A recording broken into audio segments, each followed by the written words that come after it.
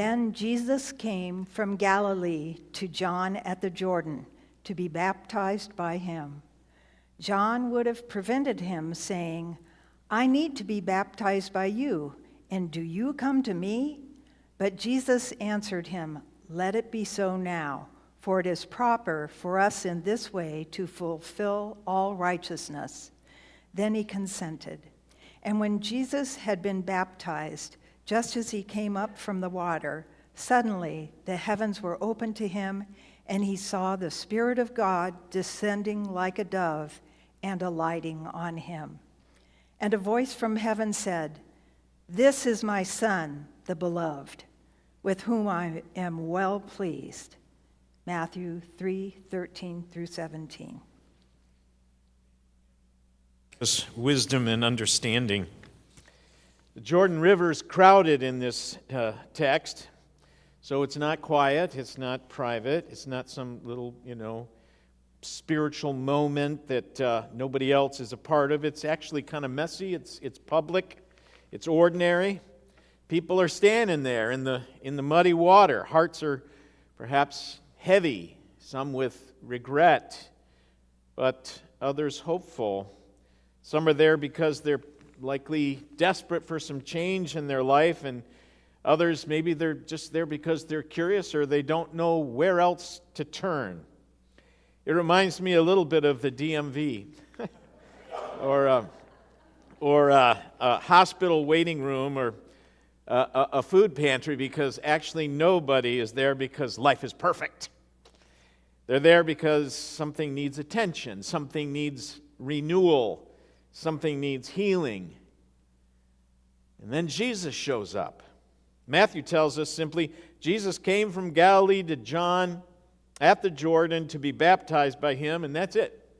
I mean, there's no big fanfare here, just Jesus getting in line. It's kind of strange, isn't it?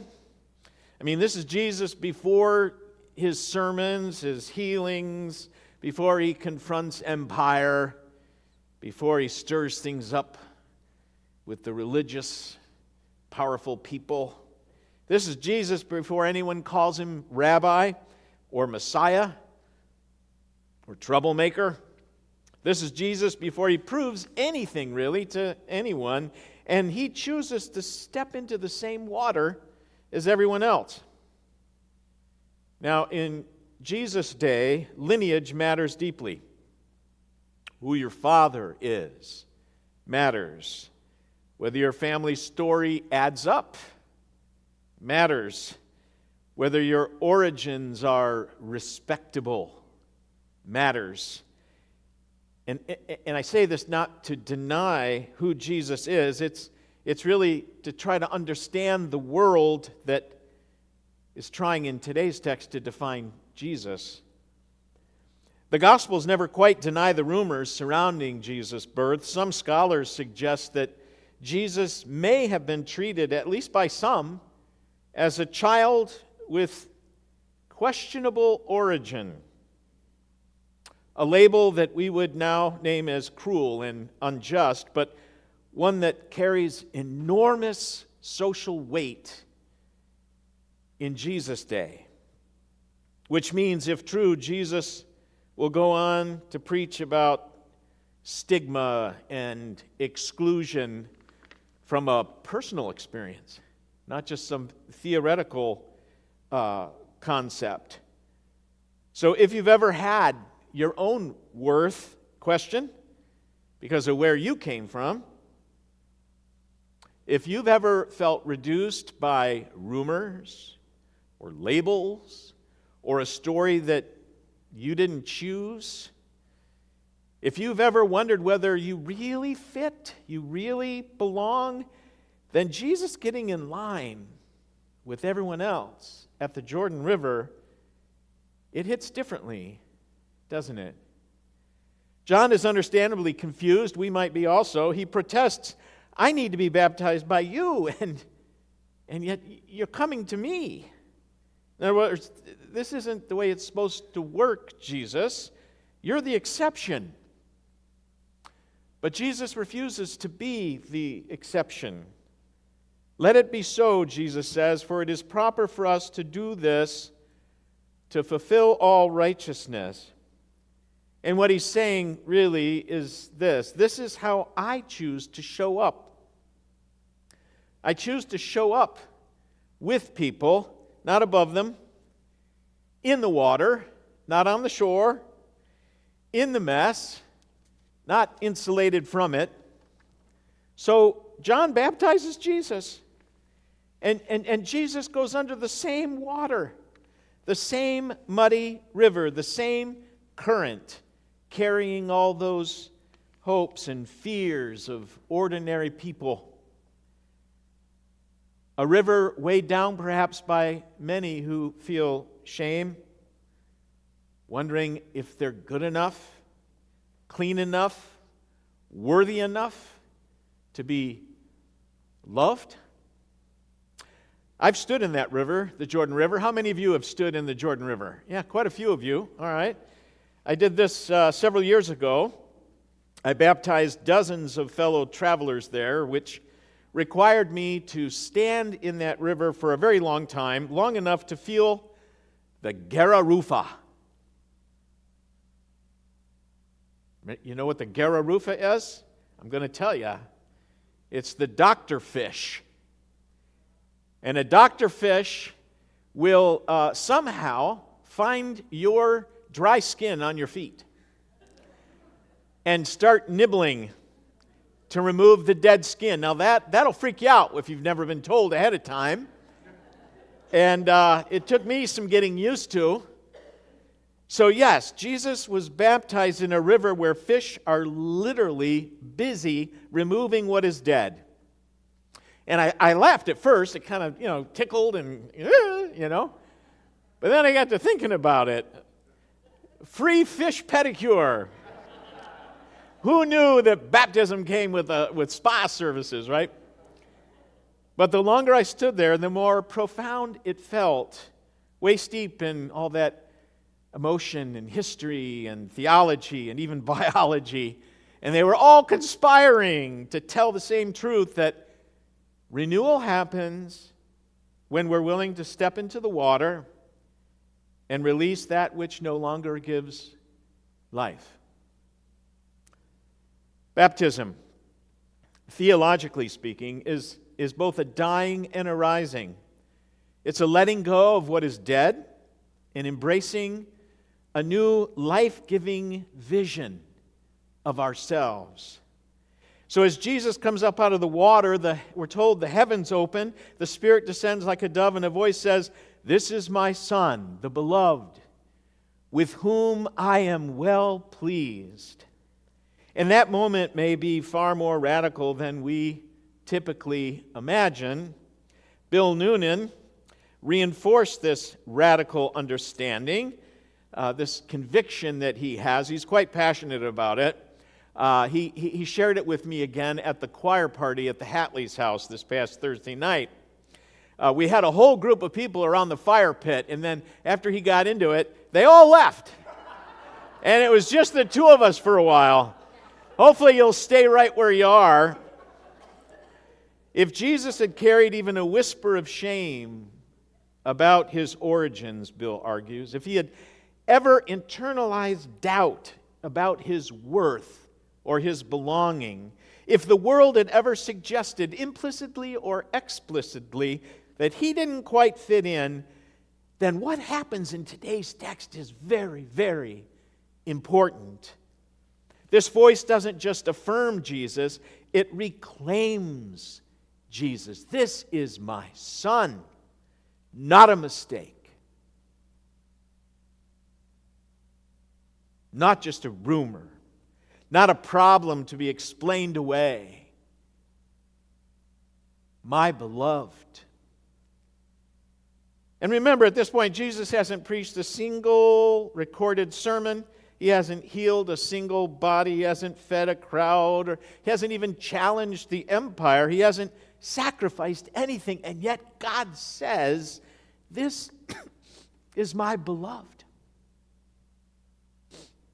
There's a scene in the movie Good Will Hunting that helps me appreciate the passion that Bill has for this deeper understanding of today's scripture. I'd show you the clip, but it contains a few F-bombs.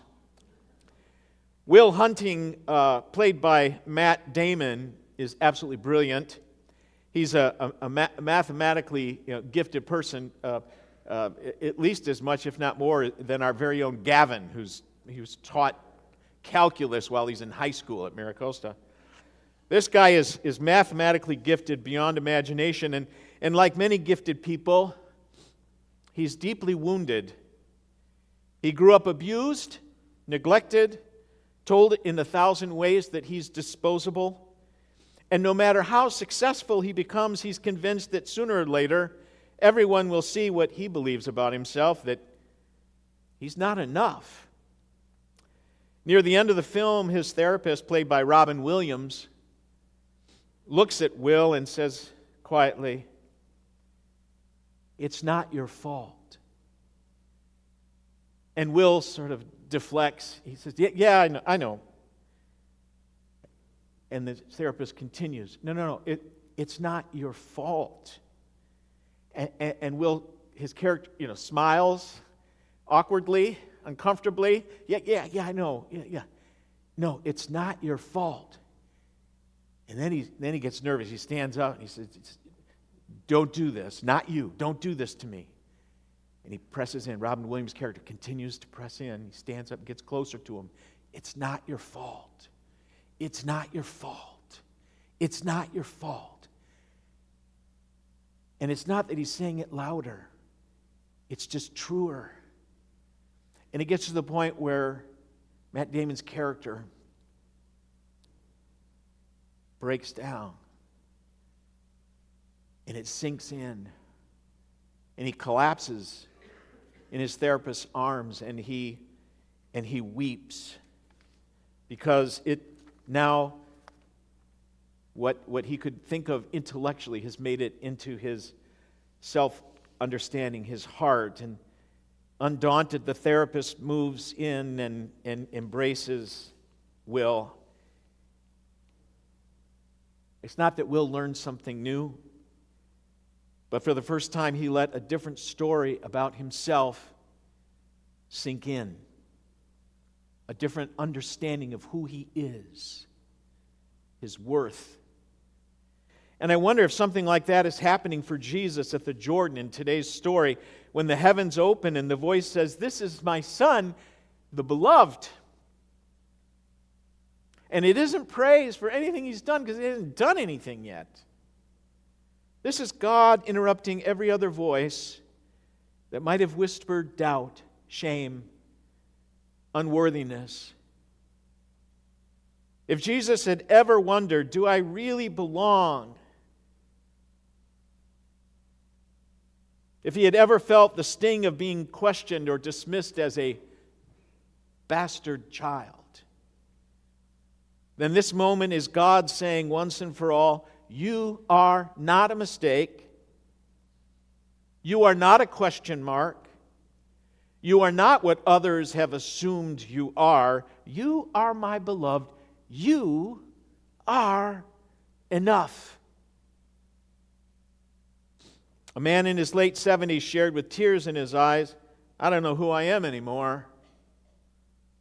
My whole life I was useful. I provided. I fixed things. I was in the C-suite. But now I'm retired. I feel invisible." Many parents feel like they're failing because their kids are struggling. I get that. And many teens are wondering if they belong because they don't fit expectations. Certainly there are activists among us exhausted because injustice feels relentless. And I know many members of MBCC grieve not only the loss of loved ones, but the loss of strength, the loss of mobility, the loss of memory, the loss of eyesight, the loss of purpose. Most of us were taught explicitly or implicitly that love is conditional. It's based on what you can produce. that we're worthy if we behave, if we succeed, if we conform, if we perform. But at the Jordan River, God dismantles that lie. This is my beloved, and he hasn't done anything yet. This is my beloved. Such love is not something we earn. It's something we receive. And here's where it turns outward. When we know deep in the bosom of our souls that we are beloved, when we have that moment that Will does with his therapist, where it actually goes from his intellectual concept to really knowing that he knows in the bosom of his soul, when that happens to us, we stop needing to prove ourselves to anybody, and we become free to stand with others with empathy. Jesus doesn't stay at the river. He leaves the water and he steps into a life that is actually going to be quite costly for him, quite courageous, a life of touching the untouchables, of confronting unjust systems, of crossing boundaries of race and gender and class and even religion. To say we're beloved is not an excuse to escape the world's pain. It's what gives us the courage to face it, unafraid. And that's why Jesus refuses to be the exception. That's why he enters the water with everybody else. And you know, for a progressive Christian church like ours, faith has never been about standing above the world, presuming we have all the answers. It's about standing within it with love. Baptism calls us to participation. And the good news is we don't step into the water alone.